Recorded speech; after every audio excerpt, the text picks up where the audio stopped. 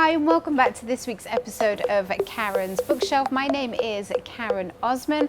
I'm an author and I'm delighted to be back in Borders filming. Now, for those of you who watch regularly, you know I like to ask people what are their life-changing books. And to answer that question today, I have with me another author, Courtney Brandt. Yes.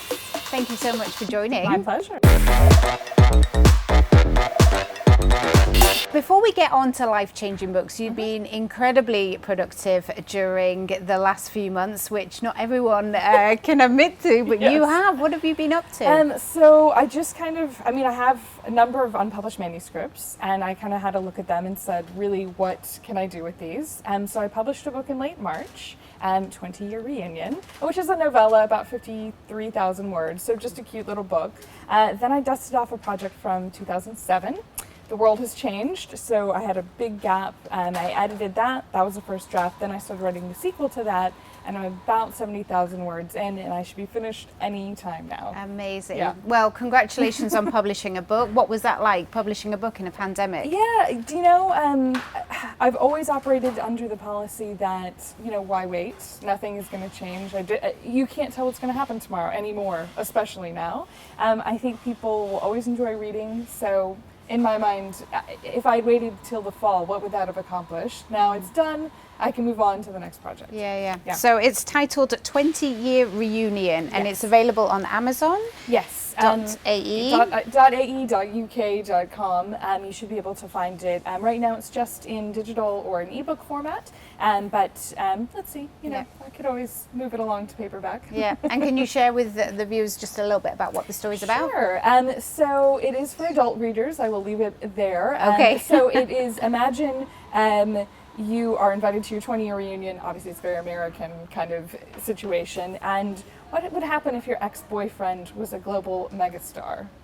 And you had maybe some unresolved feelings for that said global megastar. So Rebecca just kind of ends up catching a ride on his private jet, as you do. As you do. And they go to the reunion together. And, we'll see. I love a happy ending. I'm not going to give all the details away. But I think for people who are just looking for a light beach read, that's exactly what it is. Yeah. No higher level thinking, just a fun book. Yeah, absolutely. Yeah. And after the last few months, who isn't looking for a bit of a lighter read, to be honest?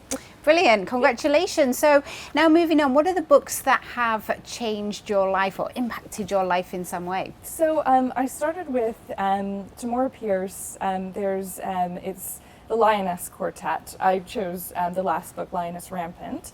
So when I was through my parents or through whoever, I've always been a heavy reader. I'm reading like 3 books at any time. And when I was younger, we were in and out of the library. When I read a book about a young woman who became a knight, kind of challenging gender roles and writing things that weren't usually happening in young adult books, I was just enamored. It's the kind of book that I still reread 30 years later, to have an impact, I think, to show that young women can do anything. And that has literally influenced me the rest of my life. Gosh. Yeah. And how old were you when you read that book? I was probably 11 or 12. Okay. And it just, I don't know if that was the key towards writing young adult, because that's where I seem to always be geared towards. But again, just the balance of gender in this book. And Tamora Pierce has written many books since then. I cannot recommend her enough. That she was a starting point to say girls, young women could do anything, and why shouldn't they? Yeah. So that was huge for me. Yeah. And that's why you're so productive during a pandemic, right?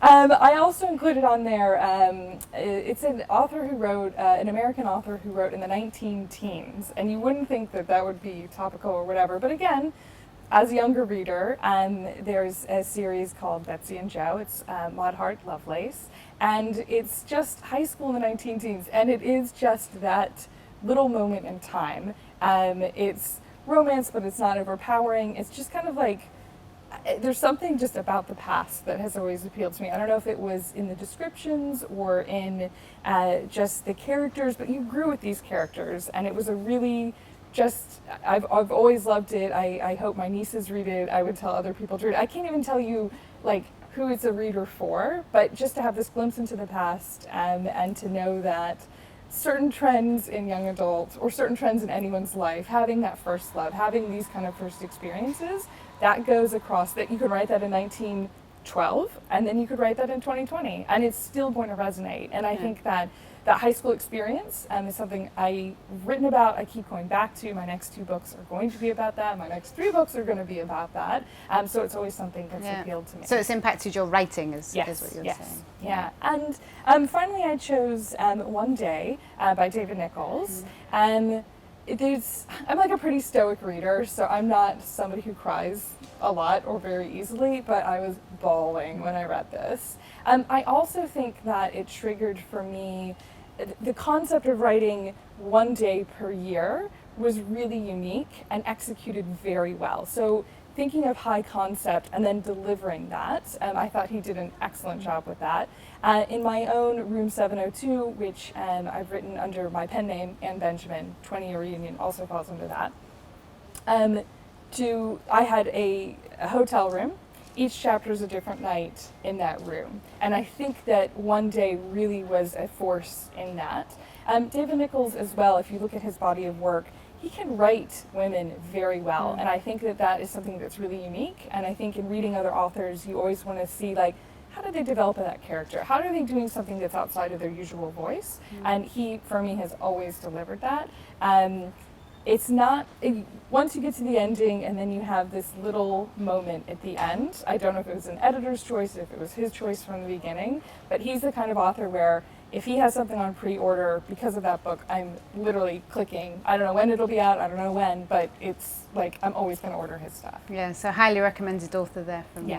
Amazing. Those are my 3, but I told you, kind of offline, that there are 100 books I could have put on that list, and every time I see, people just challenging things, and also, for me, taking a look back, I think if I look back to my earlier writing, I really wasn't as diverse as I should be, and I think that I see authors now and people that are doing so much more in writing past, just kind of like traditional either white protagonists or whatever it is, that there should be a lot more, and I'm seeing that, and I'm really trying to focus on that because readers are diverse, right? So we want to hear universal stories, but we also want to see it connected through, people that look like us or sound like us or from different places or challenge different things.